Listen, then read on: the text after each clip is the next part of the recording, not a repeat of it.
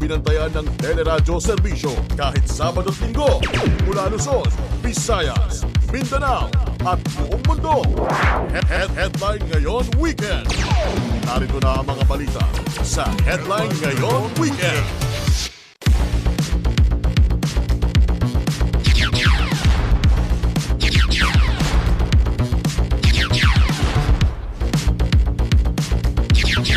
Sa Headline Ngayon Weekend, halos 2 pisong rollback sa kada litro ng gasolina asahan sa Martes. Diesel at kerosene may tapyas presyo rin. Sunog, sumiklab sa Maynila at Parañaque, 38 pamilya apektado. Lindol yumanig sa ilang lugar sa Lanao del Sur, Bukidnon at Catanduanes. International Women's Day, ipinagdiriwang MRT3 at LRT2 may libreng sakay sa mga babaeng pasahero. Magandang tanghali po Luzon, Visayas at Mindanao. Ako po si Christian Yosores. Ako si Marlene Padiernos. At sa detalye ng Headline Ngayon Weekend. Good news muna mga kaserbisyo, sigurado na ang ikalawang sunod na bawas presyo sa produktong petrolyo sa Martes. Big time ang rollback sa kada litro ng gasolina na maglalaro sa 1.70 hanggang 1.90 habang 1.60 hanggang 1.80 sa kerosene at 90 sentimos hanggang 1.10 sa diesel. Bunso nito ng pagtaas ng imbak na krudo at ipinatutupad na trade tariff ng Amerika sa Canada, Mexico at China at planong dagdag produksyon ng mga bansang kasapi ng OPEC sa Abril.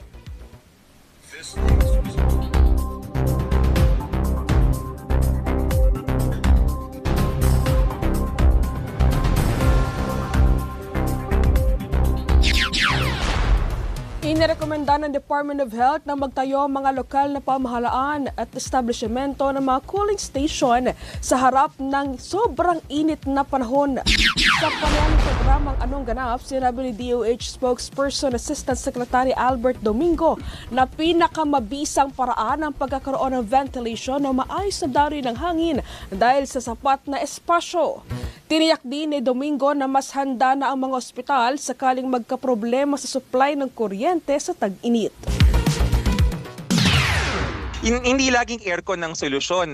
Ventilation is actually the important thing. And pag mataas ang bubong, ang kisame, meron pong spasyo para umangat yung hangin para hindi naiiwan yung damang init dun sa tao na nasa sahig. Pinag-iingat na rin ng Bureau of Corrections ang mga person deprived of liberty sa matinding init. Sa panayam ng programang Anong Ganap, sinabi ni Bucor Chief Director General Gregorio Catapang Jr. na hindi pwedeng lumabas ng piitan ang mga PDL mula alas 10 ng umaga hanggang alas 2 ng hapon kung kailan mas mararanasan ang sobrang init. Ayon kay Katapang, dadagdagan ang mga industrial fans sa New Bilibid prisons at bibigyan na rin ng mas preskong damit ang mga PDL. Nagpaalala rin si Katapang sa mga bibisita na huwag nang magdala ng mga pagkaing madaling mapanis. May mga injection ng anti-pneumonia, lahat sila. Katulong natin dyan yung Department of Health na nagbigay sa atin ng mga pang-injection. Meron na po silang mga yung usual electric fans nila, pero bibili pa po tayo. Magdadagdag tayo yung industrial fan, yung malalaking fan para umikot yung may papasok na hangin at may lalabas naman na hangin sa kanilang mga selda para nag-circulate o nag-ventilate yung hangin. Dalawa naman ang sugatan habang 25 pamilyang apektado sa sunog sa Milagros Street sa Barangay 317 Santa Cruz, Maynila pasado alas 2 ng madaling araw kanina. Inakyat sa ikalawang alarma ang sunog na naapula matapos ang halos 3 oras. Ayon sa Manila Fire District, kabilang sa mga nasugatan ang tauhan ng Bureau of Fire Protection, isang fire volunteer at inaalam ang sanhi ng sunog na aabot sa 600,000 piso ang halaga ng pinsala. Samantala, 13 pamilya naman ang apektado sa susunog sa compound sa Barangay BF Homes, Parañaque kanina ring madaling araw. Itinaas sa ikalawang alarma ang sunog na naapula makalipas ang 1 oras. Nilindol ang ilang lugar sa Lanao del Sur, Bukidnon at Catanduanes kaninang madaling araw. Ayon sa PHIVOX, niyanig ng magnitude 4.9 na lindol ang WAO, Lanao del Sur, alas 12:53 ng madaling araw na naramdaman sa intensity 4 sa WAO at Kalilangan, Bukidnon. Intensity 3 sa Don Carlos at Kadingilan, Bukidnon at Intensity 2 sa Cagayan de Oro City. Bandang alas 4:46 naman ng madaling araw, naramdaman ang magnitude 4 na lindol sa Baras, Catanduanes. Parehong tectonic ang lindol. Nanindigan si House Majority Leader Paulo Ortega na dapat suportado ng paper trail o serye ng dokumento ang paggasta sa confidential funds. Kaugnay ito ng posibleng paggamit umano ng code name sa mga pangalang tumanggap ng confidential funds mula sa Office of the Vice President. Sa panayam ng programang Johnson Ikwento Mo, sinabi ni Ortega na bagamat confidential, hindi pwedeng pekeng mga pangalan ang ginagamit.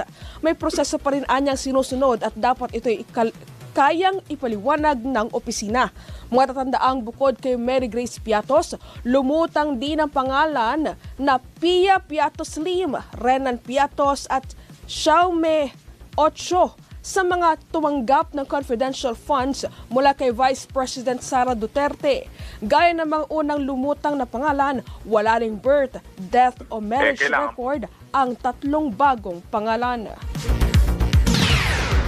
Kailangan po, hindi po basta-basta na fictitious lang lalagay mo dyan. Kailangan mga legitimate po na tao kasi may utang po sila na they're accountable for what they're disbursing. At alam po natin na hindi naman po pwedeng code names pero hindi po pwede na peking tao na hindi nag-i-exist. Tiniyak sa publiko na mananatiling bukas ang Masungi G Reserve sa Rizal kahit kinansela na ang kontrata sa developer nito.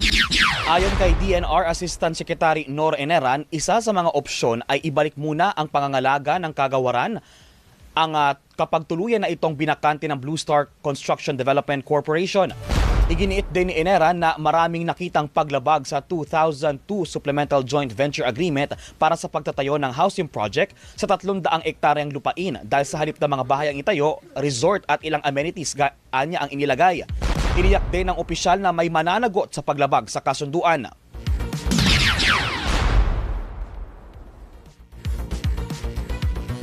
Wala pa po tayong concrete plans kung itutuloy yung housing project dito. Ang concern natin dito is maipatupad natin yung batas. Kaya nga po dun sa sulat natin, nilagay po natin na we reserve the right to file appropriate administrative, civil as well as criminal charges against responsible individuals. Naniniwala ang grupo ng mga kababaihan na marami pang dapat aksyonan sa karapatan ng mga babae sa kabila ng kanilang bumubuti umanong estado sa lipunan. Sinabi sa programang Anong Ganap ni Amparo Misiano, National Coordinator ng Pambansang Koalisyon ng Kababaihan sa Kanayunan, na nananatiling patriarchal ang kultura ng bansa dahil lagana pa rin ang mga komento at iba't ibang karahasan laban sa mga babae. Kahit ni Misiano, may papel ang komunidad sa pagtugon sa gender-based violation o violence at pagbibigay ng suporta sa kababaihan lalo na pagdating sa kanilang karapatan. Pagdating naman sa nag-report ka na, ang mga implementers natin hindi masyado marunong sa mga batas at ganun din sa yung mga supportive na pamamaraan na kahit sa pagsasalita. Minsan victim blaming. Yung kanilang biases are still there. Nangako si Pangulong Marcos Jr. na poprotektahan at itataguyod ang karapatan ng mga kababaihan. Sinabi ng Pangulo na nakikiisa siya sa pagdiriwang ng International Women's Day at National Women's Month at kinikilala ang mahalagang papel ng kababaihan sa lipunan. Patuloy din anyang isasalin ang kwento ng mga pambihirang babae para maging inspirasyon sa bagong henerasyon. Tiniyak din ng Pangulo na ibibigay ang lahat ng suporta sa mga kababaihan para sa pag-angat ng bansa at ng buong mundo. Nagpaabot din ng pagbate sa mga kababaihan si Vice President Sara Duterte. Ayon sa Vice Presidente, ang katatagan at kontribusyon ng mga babae ay nakatulong sa mas progresibong lipunan. Hindi rin lang dapat nakatutok sa ekonomiya at politika ang paglaban para sa karapatan ng mga kababaihan, kundi tiyakin anyang sila'y napoprotektahan at pinakikinggan. May libreng sakay sa MRT3 at LRT2 para sa mga kababaihan ngayong International Women's Day. Nagsimula ang libreng sakay kaninang alas 7 hanggang alas 9 ng umaga at mauulit mamayang alas 5 ng hapon hanggang alas 7 ng gabi. Ang libreng sakay ay bilang pagkilala at pasasalamat sa mahalagang papel ng kababaihan sa lipunan. May alok ding libreng sakay sa bus ang Philippine Coast Guard sa mga babaeng pasahero sa Parañaque Integrated Terminal Exchange o PITX. Para yan sa mga biyaheng Cubao, Quezon City sa Marso 11, 18 at 25 mula alas 6 ng umaga hanggang alas 5 ng hapon. Abangan, 3 tauhan ng Bureau of Immigration na pinaniniwala ang nagpatakas sa puganteng Koreano sinibak na sa serbisyo. Pope Francis patuloy na bantay sarado ng mga doktor sa ikatlong linggo sa ospital. Yan at yung pang mga balita sa pagbabalik ng Headline Ngayon Weekend. Ngayon Weekend. Sinibak sa serbisyo ang 3 tauhan ng Bureau of Immigration dahil sa pagtulong umano sa pagtakas ng ine-eskortang puganteng Koreano sa Quezon City. Sa panayam ng programang Anong Ganap, sinabi ni BI spokesperson Dana Sandoval, nahaharap pa rin sa mga kriminal na kaso ang mga nasabing tauhan na napaturayan ng sinungaling sa salaysay sa pagtakas ni Inkyon. Basean niya sa kuha ng CCTV, posibleng pribado ang van na ginamit sa pagpapatakas sa pugante. Sinasabi nila na wala silang awareness na nakatakas ito at saka yung storya po nila ay ibang-iba sa katotohanan. So talagang merong willful intent to deceive dahil may paiyak-iyak pa at sinasabi po na hindi nila alam na nakapuslit daw po sa palikuran yung individual, but the CCTV says otherwise. Sa labas ng bansa, nananatiling stable ang kondisyon ni Pope Francis sa kanyang ikatlong linggo sa ospital. Sa huling bulletin ng Vatican, patuloy na sumasailalim sa respiratory physiotherapy ang Santo Papa habang binabantayan pa ang kanyang prognosis. Sinasabing naglaan ang Santo Papa ng 20 minuto para sa pagdarasal sa chapel ng Gemelli Hospital sa Rome noong Biyernes ng umaga at nagtrabaho rin ng buong araw. At yan po ang headline ngayon weekend. Tuloy-tuloy niyo papanood ang teleradyo serbisyo sa cable, social media, I1 TFC at Digital Free TV. Ako po si Christian Yosores. Naririnig din tayo sa Radyo sa Istranta. Ako si Marlene Padiernos. Magandang tanghali mga kaserbisyo. Tuloy-tuloy ang balitaan kahit Sabado at Linggo sa Headline Ngayon Weekend.